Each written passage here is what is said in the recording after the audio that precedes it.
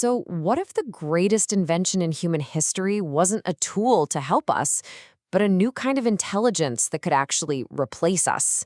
That's the really big, kind of scary question that historian Yuval Noah Harari is putting on the table. In this explainer, we're going to unpack his argument that AI isn't just the next step for us, it's a leap onto a totally different path, and we seriously need to watch where we're going. Okay, so we've always been inventors, right? Fire, the wheel, the printing press, you know the list. Every one of them gave us more power. So it's super natural to ask, hey, isn't AI just the next cool gadget on that long list?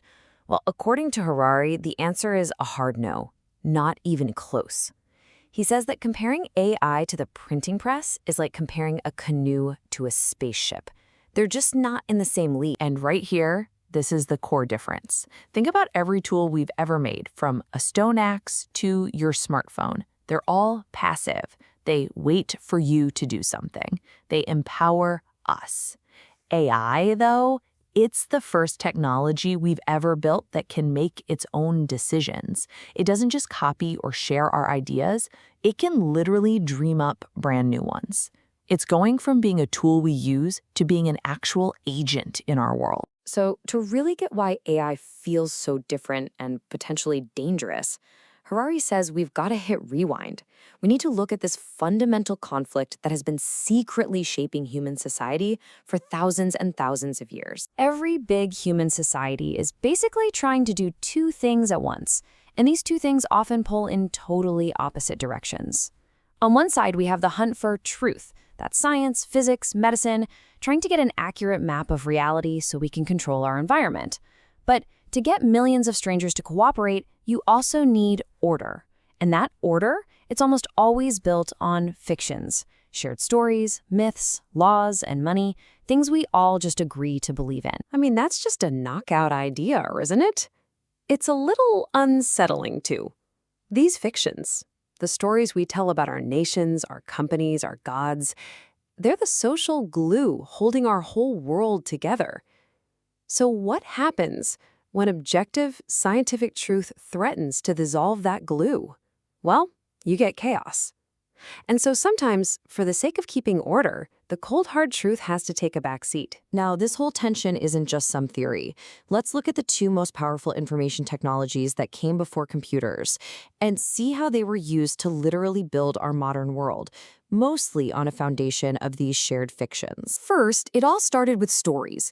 That was the original information revolution, really. It let millions of strangers unite under some shared belief. But to manage all those millions of people, you need something more. You need writing. You need documents. Harari calls these paper tigers because, yeah, they're just ink on paper, but they create their own powerful reality. A whole world of laws and taxes and files that can move armies and build entire empires. And just think for a second about what these fictions really are. Look at this list. A corporation isn't a physical building. A nation isn't just dirt and trees. And money is just colored paper or, numbers on a screen. None of these things actually exist in the physical world, but we've organized our entire planet around them. They exist purely in our shared imagination, and they're probably the most powerful forces in human history. It's kind of wild. And this is where bureaucracy comes in. It's the engine that runs on those paper tigers. And it's way more than just annoying forms at the DMV. It is an information technology that basically dictates reality. To the government or a bank, you are a file. Your birth certificate, your social security number, your credit score.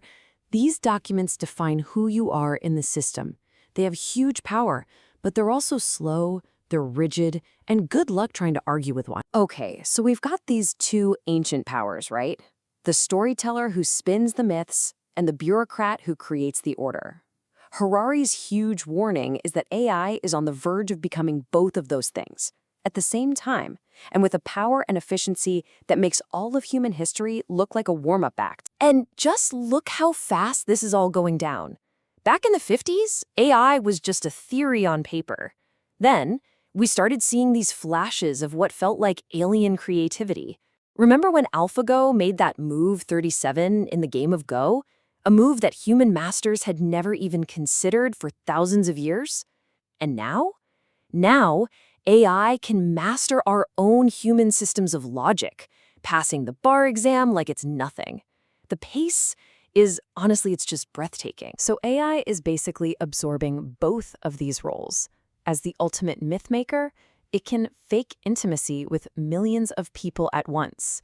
It can tailor stories, propaganda, even new religions to shape culture on a massive scale.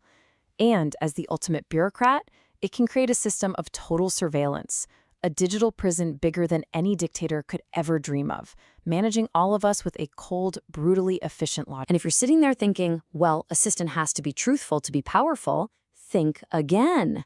The astrology market is worth almost $13 billion. Does it actually predict the future? No, but it gives millions of people a sense of meaning and connection and order. Its power has absolutely nothing to do with being true. And that's the key.